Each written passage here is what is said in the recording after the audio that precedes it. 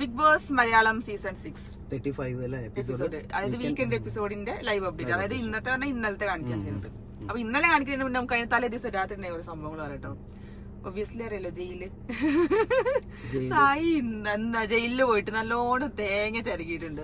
എനിക്ക് തോന്നുന്നത് ബിഗ് ബോസിൽ പോണേന്റെ മുന്നേ ഗെയിമിൽ ജയിലിൽ കയറാൻ പറ്റിയെന്നെങ്കിൽ ആഗ്രഹിച്ചു പോയ ഒരാളാണ് ഞങ്ങളിപ്പോ. സായി ജയിലിൽ കയറിയതുകൊണ്ട് പറയല്ല, അവിടുന്ന് പോണേന്റെ മുന്നേ ജയിലിലാണ് കയറേണ്ടത്, ജയിലിലാണ് ക്യാമറ ഉള്ളത്, അതുകൊണ്ട് ജയിലിലാണ് കയറേണ്ടതെന്നാണ് പോയത്. നല്ല സുഖമായി അതിന് ജയിലിൽ കയറാൻ പറ്റി. അതെ, എന്റെ അടുത്ത് സായി പറയണ്ടേ ഒരു 100 തേങ്ങ കിട്ടി ഞാൻ ഫുള്ള് ചരകിന്നു. അതെന്താണ് അപ്പൊ അവിടുന്ന് അൻസിബ പറയുന്നുണ്ട്, അഥവാ ഭാഗ്യം 100 തേങ്ങ തരാത്ത, അല്ലെങ്കിൽ നമുക്ക് സായി പറഞ്ഞു കഴിഞ്ഞാൽ 300 തന്നിരുന്നു. അല്ല, ഞാൻ വിചാരിച്ചു മറ്റേ തേങ്ങ ചരക്കിലാണോ, പക്ഷെ ഇത് മറ്റേ സൈഡ് ഇങ്ങനെ കറക്കുന്ന സാധനമായിരുന്നു. നല്ല നല്ല സൂപ്പർ ആയിട്ട് തേങ്ങ ചരക്കിണ്ട്. ഇവിടുന്നാണ് ഇപ്പൊ ഒന്നും നമ്മുടെ വീട്ടിലൊരു പണിയെടുക്കാത്ത, ആരും കൊണ്ട് പണിയെടുക്കില്ല. അപ്പൊ പിന്നെ അവിടെ പോയിട്ട് നല്ല. എനിക്കാണെങ്കിലും അവനാണെങ്കിലും ഒക്കെ ഉള്ള ഒരു ശീലം എന്താന്ന് വെച്ചാൽ ഫ്രണ്ടിൽ തന്നെ ഒരു ഇപ്പൊ നമ്മള് കുടിക്കാനുള്ള വെള്ളം ഫ്രണ്ടിലുണ്ടെങ്കിൽ തന്നെ ഇപ്പൊ സ്നേഹിന് വണ്ടിയിൽ വെച്ചാൽ സായി ഒരു സ്നേഹം എടുക്കടി, അത് വെള്ളം എടുക്കും. ഇപ്പൊ ഞാനാണെങ്കിലും ഇങ്ങനെ എത്തിയെടുക്കണം, ഒന്ന് എടുത്തരോ ചോദിക്കുന്ന ആൾക്കാരാണ്. അല്ല, ഇങ്ങനെ കയ്യിലെ ചിലർ വായന അവിടെ വെച്ച് കൊടുക്കേണ്ടി വരും, തള്ളി തരുമോ എന്നൊക്കെ ചോദിക്കുന്ന ആളാണ്. നല്ല രസം. സായിക്ക് ജയിലിൽ പോകണം ഭയങ്കര ആഗ്രഹം ഉണ്ടായിരുന്നു, അതങ്ങനെ നടന്നിട്ടില്ലേ വിഷുവിന്റെ തലേ ദിവസത്തെ പരിപാടിക്ക്. അതേപോലെ 100 ദിവസം നിക്കണം, നന്നായിട്ട് ആഗ്രഹിച്ചാൽ മതി. അല്ല, ഇന്ന് പറയണ്ട് ഞാൻ 100 ദിവസം നിന്നിട്ടേ പോരുള്ളൂ എന്ന് പറയണ്ടായിരുന്നു. അപ്പൊ എന്തായാലും നടക്കട്ടെ, കളികളൊക്കെ അങ്ങനെ നടക്കട്ടെ. പിന്നെ എന്റെ ഇടയ്ക്ക് സിബിനും ജാസ്മിനും തമ്മിൽ കുറച്ച് സംസാരം ഉണ്ടായിരുന്നു. സിബിൻ മാക്സിമം ജാസ്മിൻ നല്ലോണം പ്രൊവോക്ക് ചെയ്യുന്നുണ്ട്, മറ്റേ കാര്യങ്ങൾ പറഞ്ഞിട്ട് മിനിറ്റ് ഇങ്ങനെ പല രീതിയിലും കുത്തുണ്ട്. അതിപ്പോ സായി എന്ന് പറയുമ്പോ സായി ചെന്നപ്പോ എല്ലാവർക്കും ഉണ്ടായിരുന്ന ഒരു പരാതിയായിരുന്നു, സായി പുറത്തുള്ള കാര്യം പറഞ്ഞു. ഇയാളും അത് പറയുന്നുണ്ട്, പക്ഷെ പറയുന്നതിന്റെ രീതിക്കാണ് മാറ്റേണ്ടത്. കാരണം സായി പല കാര്യങ്ങളും റിയൽ ലൈഫിലാണെങ്കിലും ഡയറക്റ്റ് ആയിട്ട് പറയുന്ന ഒരാളായതുകൊണ്ടാ എന്തുകൊണ്ടാന്നുള്ളത് അറിയില്ല. സായി അത് ഡയറക്റ്റ് ആയിട്ട് പോയിട്ട് വെളിയും അറിയില്ലാതെ കൊണ്ട് പറഞ്ഞു, അത് അങ്ങനെ പറയാൻ പാടില്ലായിരുന്നു, എന്നാൽ പോലും അത് പറഞ്ഞു. പക്ഷെ DJ പറയണത് എങ്ങനെ വെച്ചാൽ വളഞ്ഞു ചുറ്റി നമ്മളെപ്പോലും കൺഫ്യൂഷൻ ആവണ രീതിയിൽ പറഞ്ഞ് ജാസ്മിനായിട്ട് നല്ല മെന്റലി ഡൗൺ ആക്കി. ഓൾറെഡി ജാസ്മിൻ മെന്റലി ഡൗൺ ആണ്, ഇതും കൂടി പറഞ്ഞപ്പോ എനിക്ക് തോന്നുന്നു ജാസ്മിന് ഇപ്പൊ ശരിക്കും മനസ്സിലായി പുറത്ത് കാര്യമായിട്ട് എന്തോ നടക്കുന്നുണ്ടെന്നുള്ളത്. അത് നല്ലോണം യൂസ് ചെയ്യാം ഇനി എന്തായാലും. അത് നമുക്ക് വരാം രാത്രി. പിന്നെ എന്തായാലും ജാസ്മിന്റെ ഉപ്പാക്ക് സാധിക്കാത്തത് ഇവരെ നാട്ടുകാർക്കൊക്കെ സാധിച്ചു. ജാസ്മിന്റെ ഉപ്പ ഒന്ന് എറിഞ്ഞു, അത് കഴിഞ്ഞ് നമ്പർ 2 നമ്പർ 3 വേണ്ടി കുറെ ആൾക്കാർ വന്നു. ആ ബ്ലോക്ക് തുടങ്ങിയതാണ്, അതിന്റെ ശേഷം ഹൈവേ ക്ലിയർ ആയതോടുകൂടി ജാസ്മിന് വരവാണ് എന്തായാലും. ഹൈവേ വളരെ സ്മൂത്താണ്, വരുന്നവരും പോണവരൊക്കെ സൂന്ന് പറഞ്ഞു പോകുന്നുണ്ട്. അത് കഴിഞ്ഞ് രാത്രി നമ്മുടെ അർജുനും ശ്രീതും അതെ അതന്നെ ഈ DJ ആണ് അതിന്റെയും ബാക്കിൽ. അങ്ങേര് പുറത്തുള്ള കാര്യങ്ങൾ ഇങ്ങനെ പുറത്തുള്ള കാര്യങ്ങൾ പറയുന്നുണ്ട്. ഇത് ഇവർ രണ്ടാളെയും കപ്പിളായിട്ട് പോണത്, അല്ലെങ്കിൽ ഇവർ രണ്ടാളെ ഒരു ഫ്രണ്ട്ഷിപ്പ് കോമ്പോ ആളുകൾ ഇഷ്ടപ്പെടുന്നുണ്ട് എന്നുള്ളത് പറയാതെ എന്നാ ഡയറക്റ്റ് ആയിട്ട് ഇവർക്ക് മനസ്സിലാവുന്ന രീതിയിൽ ഇയാൾ പറഞ്ഞെടുത്ത് അയാളെല്ലാം ചെയ്യുന്നുണ്ട്. അയാൾ എന്താന്ന് വെച്ചിട്ടുണ്ടെങ്കിൽ ഇപ്പൊ ഇവരുടെ അടുത്ത് നിന്നിട്ട് എന്നൊക്കെ മോളി കൊടുക്കുന്നുണ്ട്. എന്നാ ചെന്നിട്ട് പൊട്ടിക്കാൻ നോക്കുന്നുണ്ട്. നീ അവിടെ ഇരിക്കുമ്പോ ആരെ നോട്ടം നോക്കുന്നൊക്കെ ഞാൻ കാണുന്നുണ്ടോ എന്നൊക്കെ ഇവരുടെ തമ്മിലിടയില്. പിന്നെ അതേപോലെ സിബിൻ എന്തോ ശ്രീധുനോട് എന്തോ കാര്യമായിട്ട് പറയുന്നുണ്ട്, അർജുനോട് ഒറ്റയ്ക്ക് ഇരിക്കുന്നൊക്കെ കാണുന്നുണ്ട്. പക്ഷെ എനിക്ക് വലിയ സുഖം. ഒന്നാമത് ആ ചാനലിലെ പ്രോഗ്രാമിൽ ഇവരൊക്കെ ഒരുമിച്ച് ചെയ്യുന്ന ആളുകളെ കണ്ടുള്ള ഒരു പരിചയം ഉണ്ടാവും. അതുകൊണ്ട് തന്നെ ഇയാള് പറയണത് മനസ്സിലാക്കാൻ ചിലപ്പോ പക്ഷെ വേഗം പറ്റുന്നുണ്ടാവും. ശ്രീധുന് കാര്യങ്ങൾ മനസ്സിലാവണുണ്ട്. എന്നാ ശ്രീധു ഒരു സമ്മതിച്ച് ഒരു നാണം കുണുങ്ങണുണ്ട് കിടന്നിട്ട്. എന്നിട്ട് ഇവർ രണ്ടുപേരും പിന്നെ രാത്രി 2-3 മണി വരെയൊക്കെ ഭയങ്കര സംസാരം. അല്ല, അർജുൻ ഭയങ്കര വിഷമത്തിൽ. ഇപ്പൊ നമ്മളിന്ന് വേണ്ട പുതിയ വന്ന ആൾക്കാർ വന്നപ്പോ നമ്മളിന്ന് വേണ്ട ആ വലിയ ഹൈറ്റിൽ ഭയങ്കരമായ ശബ്ദത്തിലുണ്ട് ഇങ്ങനെ പറഞ്ഞുകൊണ്ടിരിക്കുന്നു. പക്ഷെ എനിക്ക് ആ കോമ്പോ ഇത്ര വലിയ സുഖം തോന്നിയില്ല കേട്ടോ. അതെന്തുകൊണ്ടാ ആളുകൾക്ക് പിന്നെ ഇഷ്ടപ്പെടാൻ കാരണം എന്താ വെച്ചാൽ അപ്പുറത്ത് ഇത്രയും വലിയൊരു കടിക്കോമ്പോ ഉള്ളതുകൊണ്ടാണ് ഈ ഒരു കോമ്പോ ചെറുതായി പോയതും ആളുകൾ ഇഷ്ടപ്പെടുന്നത്. സുഖം തോന്നില്ല, എന്താ അറിയില്ല. മറ്റേ കോമ്പോ ഓൾറെഡി വെറുത്തു പോയി. ഈ കോമ്പോകളോട് നമുക്ക് താല്പര്യമില്ലല്ലോ. ഈ സീസണിൽ ഇനി കോമ്പോ കൂടാക്കണം നല്ലത്. ആൾക്കാർക്ക് കോമ്പോ കാണുമ്പോ തന്നെ ആകെ കൊമ്പ് തുറക്കണ ദേഷ്യം. ഈ കോമ്പോടെ തന്നെ എല്ലാവർക്കും വെറുത്തു പോയി. കോമ്പോ ഒരു ഫ്രണ്ട്ഷിപ്പ് കോമ്പോ പോലും കാണാനുള്ള അവസ്ഥയിലാണ്. എന്തിനധികം പറഞ്ഞ ഋഷിയും അൻസിബയും തമ്മിലുള്ള കോമ്പോ പോലും ആൾക്കാർക്ക് ചൊറിഞ്ഞ് വരാൻ തുടങ്ങിയിട്ടുണ്ട്. അൻസിബ സ്ക്രൂ കയറ്റാന്നുള്ള രീതിയിൽ പറഞ്ഞിട്ടുണ്ടൊക്കെ. പിന്നെ അൻസിബ കുറെ ദിവസം റൂമിലിരുന്ന് ഞാൻ ഇനി റൂമിലിരിക്കില്ല എന്നാണ് ഇപ്പൊ സീറ്റിൽ പോയിരുന്നിട്ടാണ് പരിപാടികൾ. അപ്പൊ അത് അങ്ങനത്തെ രാത്രി കുറെ നേരം പരിപാടികൾ ഉണ്ടായിരുന്നു. പിന്നെ ഇന്ന് രാവിലെ ലൈവ് കാണാൻ തുടങ്ങിയിട്ടേ 10:30 മണിക്കാണ് അവര് അതൊന്നും വെള്ളിയാഴ്ച അവർക്ക് ഇഷ്ടം പോലെ കിടക്കാനുള്ള ടൈം കൊടുക്കണം. കാരണം ശനിയാഴ്ച അവരോട് ഇപ്പൊ നേരത്തെ എണീക്കാൻ പറയുന്നുണ്ടാവും. കാരണം മോഹൻലാലിന്റെ എപ്പിസോഡ് വെള്ളിയാഴ്ചത്തെ അവര് ഇപ്പൊ നായവർക്കല്ലേ ചെയ്തിട്ടുണ്ടായിരുന്നു.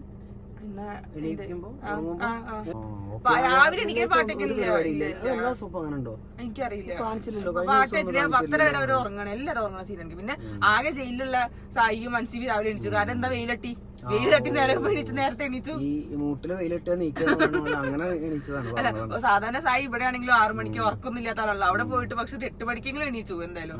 പിന്നെ ഇവിടെ നമ്മുടെ നാട്ടിലൊക്കെ ഒരു അതിരെ കഴിഞ്ഞ് കഴിഞ്ഞാൽ പിന്നെ പ്രേതങ്ങളെ സായിനെ മാത്രമാണ് പുറത്ത് കാണുന്ന അവസ്ഥ. ഇപ്പൊ നമ്മളുണ്ട്, ഞങ്ങളുണ്ട് കിട്ടാതെ അങ്ങനെ അലയുകയാണ് രാത്രികളിൽ. അത് നമ്മൾ കിടക്കുന്ന സമയം 2 മണി 3 മണി ആയതുകൊണ്ട് പിന്നെ രാവിലെ നേരത്തെ എണീക്കും ചെയ്യും.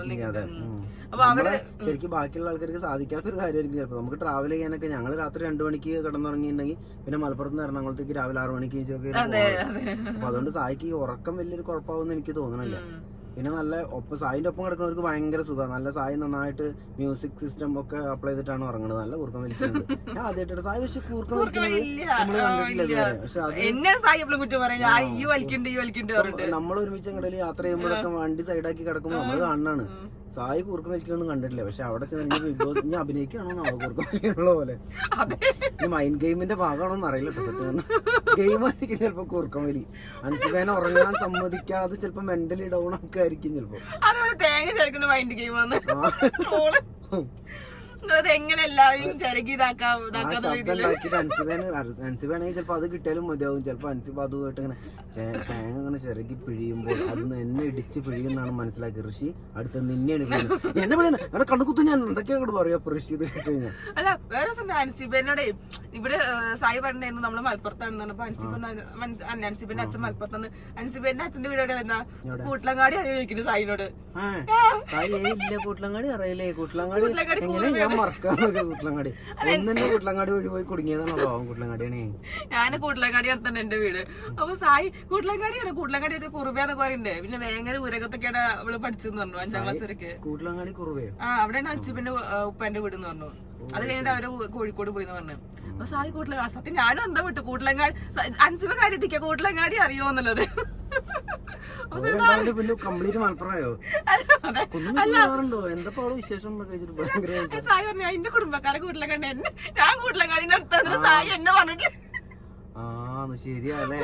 കുടുംബക്കാരുണ്ട് അവിടെ. എനിക്ക് അതൊരു ബന്ധുണ്ടല്ലോ. എന്റെ എസ്സിൽ തുടങ്ങും ഹാല അവസാനിക്കും എന്നൊക്കെ പറഞ്ഞ് ഇങ്ങനെ ആലോചിക്കുന്നുണ്ടായിരുന്നു.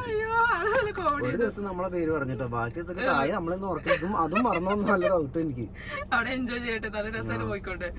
അവിടെ ആകുമ്പോ കമ്പനിക്ക് ഗബ്രിയും ദാസും ജാസ്മിനും വേണ്ടല്ലോ. നമ്മളങ്ങനെ വിളിക്കാവോ ഗബ്രി ജാസ്മിൻ എന്നൊക്കെ മാറിയിട്ട് പോയി തിരിച്ചു വരുമ്പോ ഗബ്രി എന്നൊക്കെ പറഞ്ഞ് വിളിക്കാന്നോ എന്നാ തീർന്നു.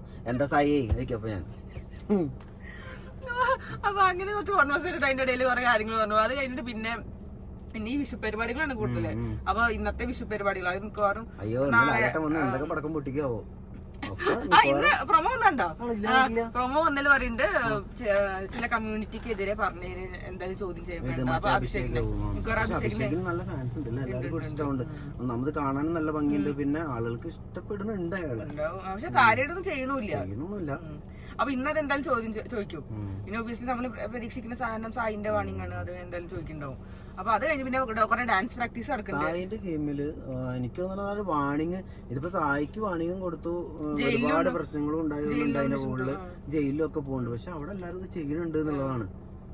എന്നിട്ട് ഇനിയിപ്പോ എന്തായാലും ലാലേട്ടൻ പറയുന്നുണ്ടാവും. അറിയില്ല, പറയുന്നുണ്ടാവെന്ന് വിചാരിക്കുന്നു. അതിപ്പോ സായി നല്ല ഏത് കണ്ടസ്റ്റൻസിനാണെങ്കിലും എനിക്ക് തോന്നുന്നത് ലാലേട്ടൻ വരുന്നത് ഒരു നല്ലതാണ് ആഴ്ചയിൽ. അപ്പൊ ജാസ്മിൻ ആണെങ്കിൽ പോലും ഈ ചീത്ത കേൾക്കുമ്പോ ജാസ്മിന് ഒരു പ്രാവശ്യം കേട്ടിട്ട് മനസ്സിലാവില്ല. ജാസ്മിന് ലാലേട്ടന്റെ ഒരു കാര്യം ഇപ്പൊ അവിടെ നിന്നൊക്കെ പറഞ്ഞിട്ട് ലാലേട്ടൻ എന്ത് ചീത്തണം. അവസാനം ലാലേട്ടന്റെ ഒരു നാണക്കേടുണ്ടായിട്ട് ലാലേട്ടൻ ചിലപ്പോ 1 മിനിറ്റ് എന്നൊക്കെ പറഞ്ഞിട്ടേ ക്ലാസ്സിൽ പോയിരുന്ന് കറിയുണ്ടോ ഞാൻ എന്ത് തേങ്ങ അവളോട് പറയേണ്ടത് ചോദിച്ചിട്ട് ജാസ്മിന് മനസ്സിലാവണില്ല. ജാസ്മിൻ ചിലപ്പോ ജാസ്മിൻ അവരാകെ പേടിച്ചിട്ടുണ്ടാവും. ഉപ്പാക്ക് ഇങ്ങനെ ഇത് എന്നൊക്കെ ബ്ലോക്ക് എന്നൊക്കെ പറയുമ്പോ പേടിച്ചൊക്കെ കാര്യം പറഞ്ഞിട്ടുണ്ടാവുക. ഇവളുണ്ട് കേട്ടോ സംസാരിക്കുന്നത് ഉപ്പാക്ക് എന്നൊക്കെ പറഞ്ഞിട്ട്. അങ്ങനെയൊക്കെയാണ് സംഭവം എനിക്ക് തോന്നുന്നത്. അല്ലെങ്കിൽ ആൾക്കാർക്ക് കാര്യം മനസ്സിലാവുമല്ലോ. അപ്പൊ അതിലൊന്നും നടന്നത് എന്തായാലും കണ്ടസ്റ്റൻസ് പുറത്തുനിന്ന് വന്ന് വൈൽഡ് കാർഡ് വന്ന് സംഗതി പറഞ്ഞിട്ടുണ്ട്. പോലും ഇപ്പൊ കുറച്ചു നേരത്തെ നമ്മൾ ലൈവ് കണ്ടപ്പോൾ പോലും വന്നിരുന്ന ബിഗ് ബോസിനോട് പറയുന്നത് കേട്ടാ നമുക്ക് അത് വലിയ ഒറിജിനാലിറ്റി ഒന്നും തോന്നണമെന്നില്ല. ജാസ്മിൻ നേരത്തെ പറഞ്ഞിട്ടില്ലേ എന്നെ ആളുകൾക്ക് അങ്ങനെ എന്നെ ആളുകൾ എന്തിനെന്നെ പറയുന്നു, ഒന്ന് കടിക്കുന്നത് ഇത്ര തെറ്റണോ, മാന്തണം ഇത്ര വലിയ തെറ്റണോ, ചൊറിഞ്ഞിട്ടല്ലേ എന്നൊക്കെ ചോദിക്കുന്നുണ്ട് ഇരുന്നിട്ട്. എന്നിട്ട് ഫുള്ള് നമ്മളെടുത്തും വേറെ വീട്ടുകാരെടുത്തും പിന്നെ ആരൊക്കെ കാത്തിരിക്കാനും കേൾക്കാനൊക്കെ ആളുള്ളതാണ് അവരൊക്കെ മനസ്സിലാക്കാൻ വേണ്ടിയിട്ടാണ് ജാസ്മിൻ പറയണതെന്ന് നമുക്ക് എല്ലാവർക്കും മനസ്സിലാവുന്നുണ്ട്. സിബിൻ പറഞ്ഞുകൊണ്ട് സിബിൻ എന്തോ ഇവളോട് പറഞ്ഞത് നീ അധികം സ്റ്റാർ ആവണ്ടോ അങ്ങനെ എന്തോ പറഞ്ഞത്. നമ്മളിത് പിന്നെയും ജാസ്മിനെ പറ്റി പറയുന്നത് നമുക്ക് ജാസ്മിനോട് പേഴ്സണലായിട്ട് ഒരു വൈരാഗ്യമുള്ള ജാസ്മിൻ നമുക്ക് മുന്നേ അറിയണതുമാണ്, നമ്മളടുത്ത് നല്ല ഫ്രണ്ടുമാണ്. പക്ഷെ നമ്മൾ എന്തുകൊണ്ടാണ് വീണ്ടും വീണ്ടും പറയണെന്ന് വെച്ചാൽ ഈ ഒരു സംഭവം ഗെയിമിന് ബാധിക്കുന്നുണ്ട്, നിങ്ങളെ ഗെയിം വളരെ ഡൗൺ ആവുന്നുണ്ട് എന്നുള്ളത് ലാലേട്ടനും ബിഗ് ബോസും വീട്ടിൽ നിന്ന് ആൾക്കാരും പുറമെ വൈൽഡ് കിടപ്പ് സഹായിക്കാൻ്റെ പേരിൽ ഒരുപാട് മോശത്തരങ്ങൾ ഉണ്ടാവേണ്ടി നിന്നാൽ പോലും അത് അവർക്ക് ഉപകാരമാണ്. എല്ലാവരും പറഞ്ഞിട്ടും മനസ്സിലാവണില്ല എന്നുണ്ടെങ്കിൽ അപ്പൊ പിന്നെ കേൾക്കണവർക്ക് പറയാൻ കൂടി ഉള്ളതില്ലേ. നമ്മൾ അവളെ ഗെയിമിനെ കുറിച്ച് അവളെ പേഴ്സണൽ ലൈഫോ കാര്യങ്ങളൊന്നും നമുക്ക് പ്രശ്നമില്ല, നമുക്ക് ഇഷ്ടമുള്ള ഒരാളും കൂടിയാണ്, നമ്മളെ പരിചയമുള്ള ആളുമാണ്. പക്ഷെ അവിടുത്തെ ഗെയിം കളിക്കുമ്പോൾ അവർക്ക് ഇത്രയും മനസ്സിലാക്കി കൊടുത്തിട്ടും ഇങ്ങനെ ഒന്നും ഒരു സാധനങ്ങളില്ലെങ്കിൽ സൂപ്പറായിട്ട് ഗെയിം കളിക്കുന്ന ഒരാളാണ്. അവിടുത്തെ ഇപ്പൊ നമ്മളെ സായിക്ക് കയറുന്ന സമയത്ത് സായിനൊക്കെ പിടിച്ച് കുലിക്കാൻ പറ്റുന്ന ഒരാളാണ്, സായിന്റെ അതുപോലെ തന്നെ പവർഫുൾ ആയിട്ടുള്ള ഒരാളായിരുന്നു ജാസ്മിനും. പക്ഷെ ഈ ഒരു കാര്യം കൊണ്ടാണ് ജാസ്മിൻ ഡൗൺ ആയിട്ട് നോറേനെ എപ്പോഴും ഇമോഷണലി വീക്കാണ് കരയിലാണ് പറഞ്ഞിട്ട് ജാസ്മിൻ അവിടെ നിന്ന് പൊട്ടിക്കറിയാണ്. അത് എല്ലാരും പറഞ്ഞു കർമ്മ കിട്ടാന്നാണ് എല്ലാരും പറയുന്നത്. കരഞ്ഞു കഴിഞ്ഞപ്പോ നോറയ്ക്ക് കരയാൻ പോലും അറിയാതായിട്ടുണ്ട്, എപ്പോഴും കരഞ്ഞു. ഇപ്പൊ നോറ കരയാൻ എങ്ങനെ ഇപ്പൊ കരഞ്ഞെന്ന് ആലോചിച്ചിട്ട് ആ ആക്ഷൻ മാറിയ പെട്ടില്ല, അതാലോചിച്ചിരിക്കുകയാണെന്ന് നോറൊന്നും കരയണില്ല ഇപ്പൊ. ജാസ്മിനാണ് ഫുള്ള് കഴിച്ചത്. സിബിൻ നല്ല ഒരു എഫക്ട് ആയിട്ട് കൊടുത്തിട്ടുണ്ട് എന്തായാലും. പിന്നെ അതേപോലെ സിബിന് അപ്പുറത്തും ഇപ്പുറത്ത് കുറെ അങ്ങോട്ടും ഇങ്ങോട്ടൊക്കെ വന്ന്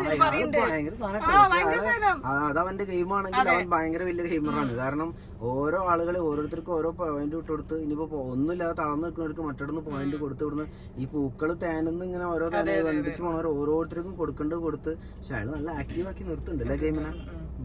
ഞാൻ അതേപോലെ ഇനിയിപ്പോ പിന്നെ വിഷുവിന്റെ പരിപാടിയാണ്, നല്ല കോറിയോഗ്രാഫി ചെയ്യുന്നുണ്ടോ നമ്മുടെ സൈഡിനെ കുറച്ച് ഡാൻസുകൾ കാണാൻ ഇന്നത്തെ നാളത്തെ എപ്പിസോഡായിട്ട് ഡാൻസ് ഒക്കെ കളിക്കുന്നുണ്ട്. ട്രൂപ്പ് ഒക്കെ തുടങ്ങുന്നതാണ്, ഡാൻസ് ട്രൂപ്പ്, ജബ്രിസ ട്രൂപ്പ്. നമുക്ക് എപ്പോഴും ഗസ്റ്റ് ആയിട്ട് ഗബ്രീനും ജാസ്മിനൊക്കെ കിട്ടുമായിരിക്കും. അയ്യോ കാര്യമായിട്ടൊന്നും ഉണ്ടായില്ല, ഇതൊക്കെ തന്നെ ഉണ്ടായുള്ളൂ. ഇനിയിപ്പോ ഇന്ന് ലാലേട്ടൻ വന്നിട്ടാണ് കുറച്ച് സാധനങ്ങൾ പറയുന്നത്. രാത്രി ഞങ്ങളൊരു വരും മക്കളെ പൊളിക്കും ഞങ്ങള്. അപ്പൊ നമുക്ക് തൽക്കാലത്തേക്ക് നിർത്താം. രാത്രി പൂർവാധികം ശക്തിയോട് ഞങ്ങൾ വീണ്ടും വരുന്നതാണ്. ഞങ്ങളെ ചെക്കനെ ലാലേട്ടിട്ട് കുട ഉണ്ടോ എന്ന് കാണട്ടെ വേണ്ടിയിട്ട് ഞങ്ങൾ വെയിറ്റ് ചെയ്യണം. അവര് സോറി കേട്ടോ, ഞങ്ങള് കുടയല്ല ഞെക്കി കൊല്ലണം, ഞെക്കും ഞങ്ങളെ ഇന്ന് ലാലേട്ടൻ ഞെക്കും. അപ്പൊ ഓക്കെ ബൈ.